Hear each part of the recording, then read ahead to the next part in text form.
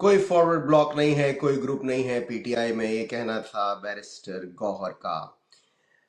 कुछ लोगों ने ये अफवाहें फैलाई कि अली अमीन गंडापुर ने इस्तीफा देने से इनकार कर दिया है। ये खबरें गलत हैं, ये खबरें प्लांट की जा रही हैं, ये खबरें मीडिया चैनल्स को फीड की जा रही हैं, और आप समझ सकते हैं कि ये खबरें कहाँ से आ रही होंगी। ऐसा हरगिज नहीं है। अली अमीन गंडापुर ने कहा है कि वो पार्टी डिसिप्लिन के पाबंद हैं, वो इमरान खान के एक वर्कर हैं, और वो अपना इस्तीफा बाकायदा तौर पर बैरिस्टर गौहर को पेश करेंगे, जो कि पार्टी के चेयरमैन हैं।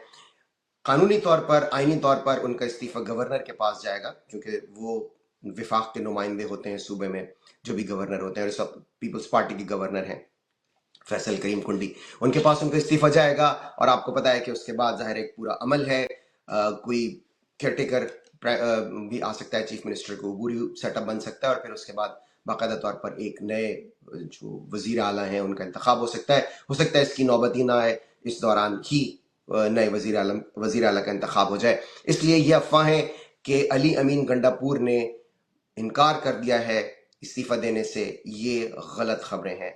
ऐसा हरगिज नहीं है, और ये खबरें भी गलत हैं कि पीटीआई में कोई फॉल्ट ब्लॉक बन रहा है। अली अमीन गंडापुर के लिए जिसे कहते हैं टाइट रोप वॉक, वो एक तनी हुई रस्सी पर चल रहे थे, उनके लिए दोनों तरफ जो है वो दुश्वारियां थी।